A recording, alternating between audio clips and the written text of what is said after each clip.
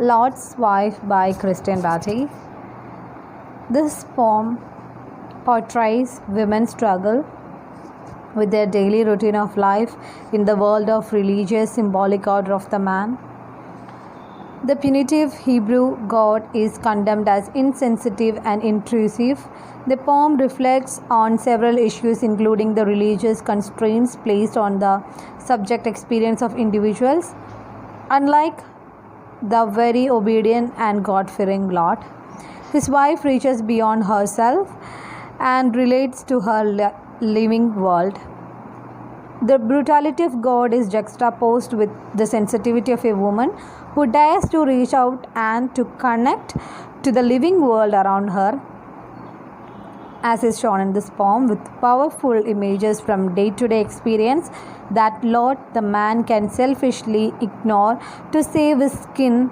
The woman of the house, who is paganly nameless, would rather be punished than leave her world to obey a God who imposes his order from a position of privilege. While Lot, the conscience of a nation, struggles with the Lord, she struggles with the housework. The city of sin is where she raises the children.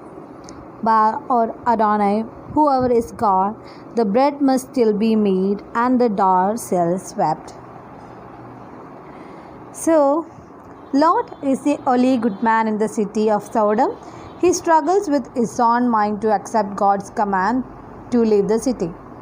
His wife is concerned with life on earth. Like there are many other gods like Baal and Adonai whom the people worship. Jehovah, who is intolerant, claims that he is the only God. As a woman, Lot's wife wants to do housework like making bread and looking after the children. So, she has raised her children in the city of sin. So now God is trying to burn the city down, and Lot's wife cannot agree with that. For God, they can create and destroy within minutes, but as a woman, she need to make the bread and she need to sweep her doorstep. So she cannot escape from all these things because it's her daily routine. The Lord may kill the children tomorrow, but today they must be bathed and fed. Well and good to condemn your neighbor's religion, but wherein they were when the baby was born and when the well collapsed. While her husband communes with God, she tucks the children into bed. So God may kill the children tomorrow, but today they must be bathed and fed because they are children and we need to take care of them. Tomorrow they are going to die, but today it is mandatory to look after them because they are human beings. They are hungry and we have to feed them, right? And you may condemn other religion, but those religions were there when the children were born and the well collapsed. So we all condemned our neighbor's religion. But no religion was there when the well collapsed and when the baby was born. Like they have to suffer everything by themselves, but there was no religion to help them.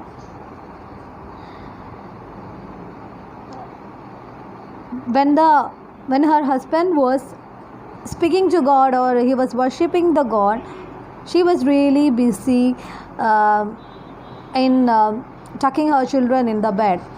Like she is a mother, she have to take care of them. She have to take the children to the bed, and she have to tell them stories or make them sleep. That's her duty. She has her household jobs and all the works of her children pending, and for her there is no time for worshipping. But her husband has a lot of time to commune with God because he doesn't have any other job rather than speaking to God and worshipping Him. He doesn't take care of his house or he doesn't look after his children. For him it is easy to spend his time like that, but as a woman it is not that easy. In the morning, when he tells her of the judgment, that is God's decision to destroy the city, she puts down the lamp she is cleaning and calmly begins to pack.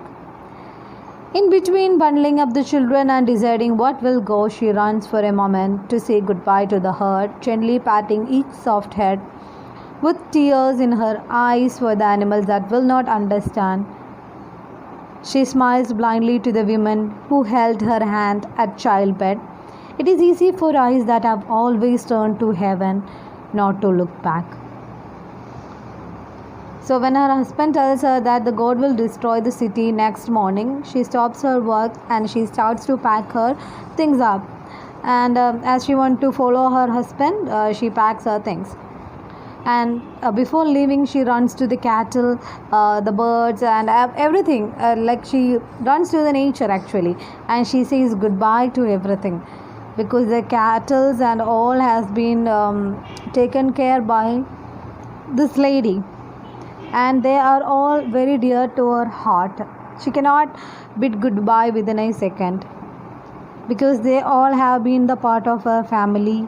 And while seeing all these creatures, like gently patting on their head, tears filled in her eyes. Like the animals won't understand the decision of God or the decision made by them to leave them, and she feels very sad by seeing all their faces. And she bids goodbye to the old woman who held her hand at childhood. So the old woman may be probably her mother, because it is said that who held her hand at childhood means usually mother used to take care of the children, so it is probably her mother, and she says goodbye to her mother as well. And the mother is lying on the bed. She is probably old and she cannot walk by herself, and she thus leaves her mother too. She leaves her children, she leaves her cattle, she leaves her mother and everything. And for someone who always looks to heaven, can easily move from their city. Who? Lord. Lord is always looking towards heaven. Lord is always praising, and Lord doesn't have to take care of anything, or Lord doesn't have any sentiments for his city. But as a woman who always looked after her environment, is very much difficult.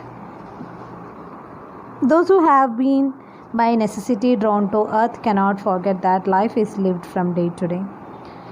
Good to a God and good in human terms are two different things. On the breast of the hills, she chooses to be human and turns in farewell and never regrets the sacrifice.